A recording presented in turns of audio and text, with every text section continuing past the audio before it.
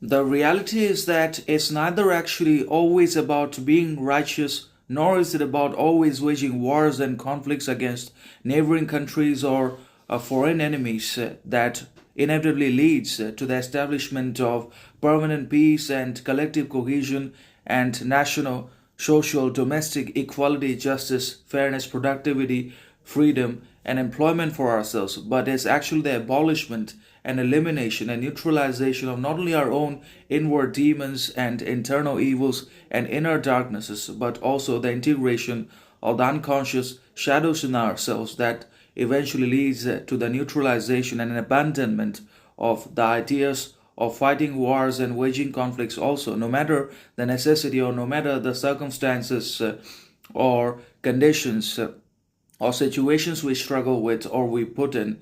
And we must also not think that a war is not a crime against humanity, no matter how justified or fair is it considered by our politicians, by the ruling elites, by the globalist donors inside of this world. But a war can never be justified. It just can never be considered to a fair, righteous, basically wise, intelligent for us to fighting each other over nothing at all, because war resolves nothing. It worsens the existing conditions, problems, outcomes into hell.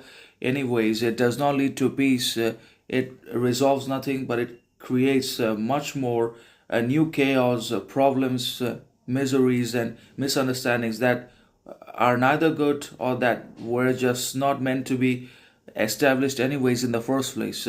So peace is the only way out. Peace, talk and communication and diplomacy with and amongst all the basically countries and nations around the world can help prevent not only a global catastrophe but also any warfare between two countries. And obviously, as Einstein says, peace cannot be kept by force, it can only be achieved by understanding. For as long as we can continue to understand ourselves as well as understand the others, peacefulness will stay there. Everyone will be peaceful. Peace is going to last in one way or another. When there is understanding for ourselves, we can also somehow manage to understand the others. When there is self-knowledge, self-respect, self-sufficiency, self understanding, discipline, and control, then that also can help us understand the others' problems and ignorance and pretense and artificialities. For as long as we can continue to understand ourselves, we can also somehow find ways to understand the others in one way or another.